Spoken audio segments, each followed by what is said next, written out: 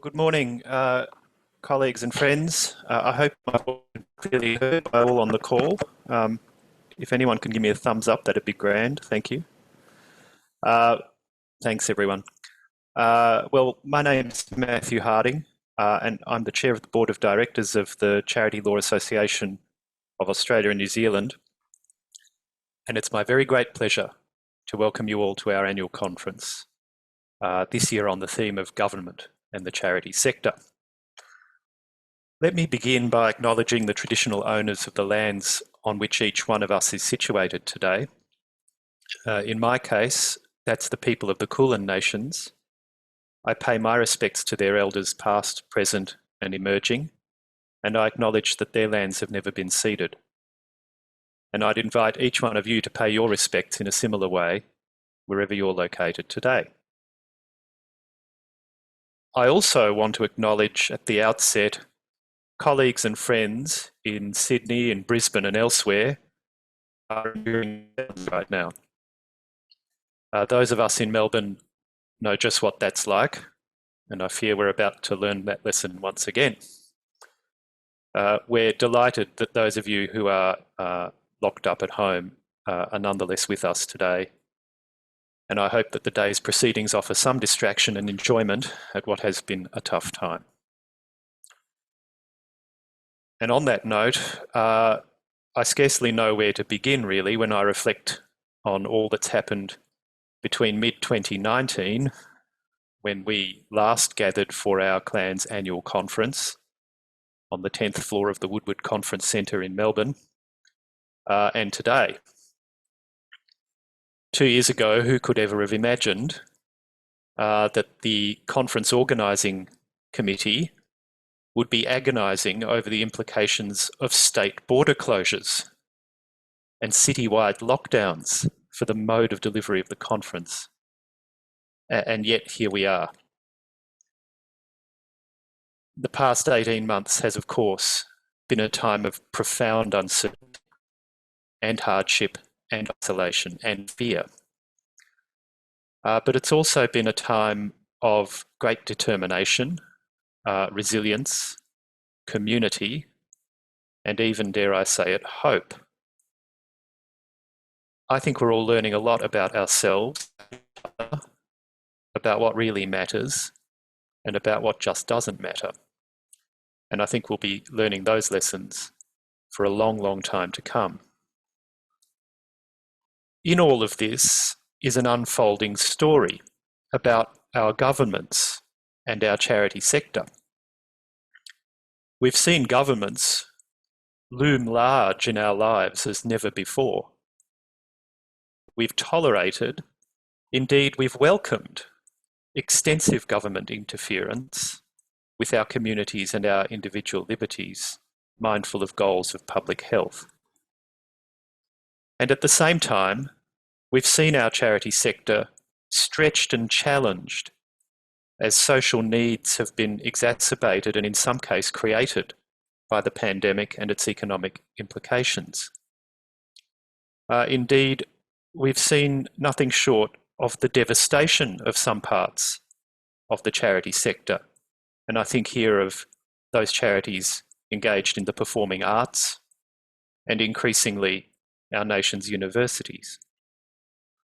The implications of all of this will play out and be worked through over our lifetimes.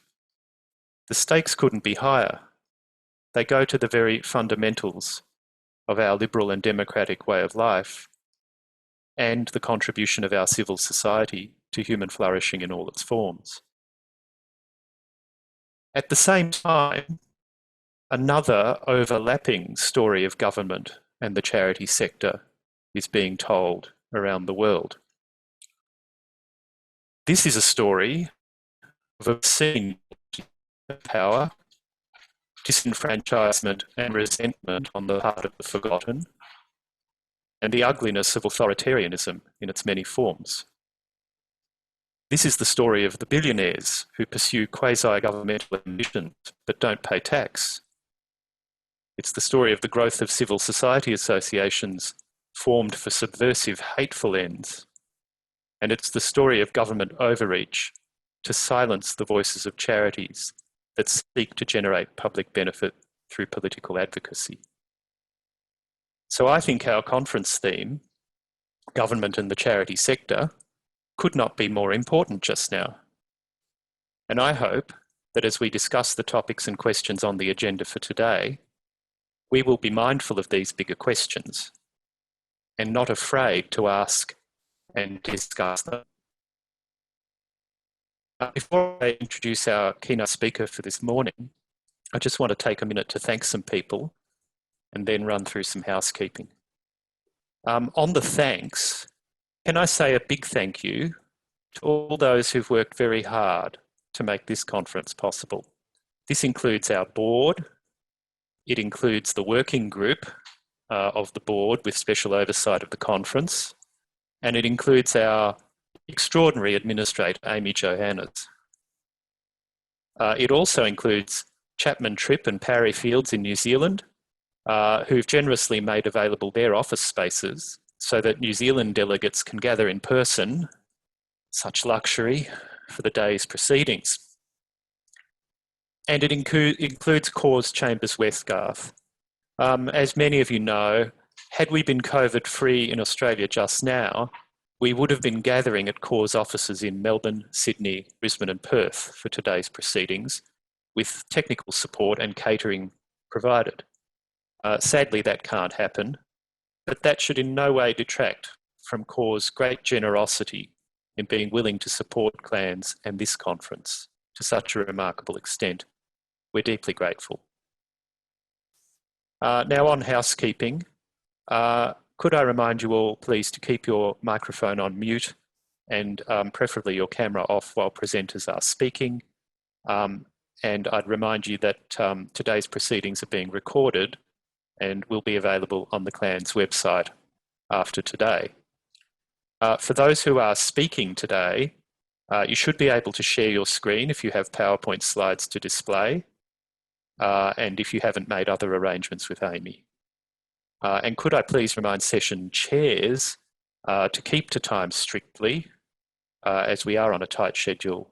And of course, in the Zoom world, I find that having the chance to take your allocated breaks is really extra important.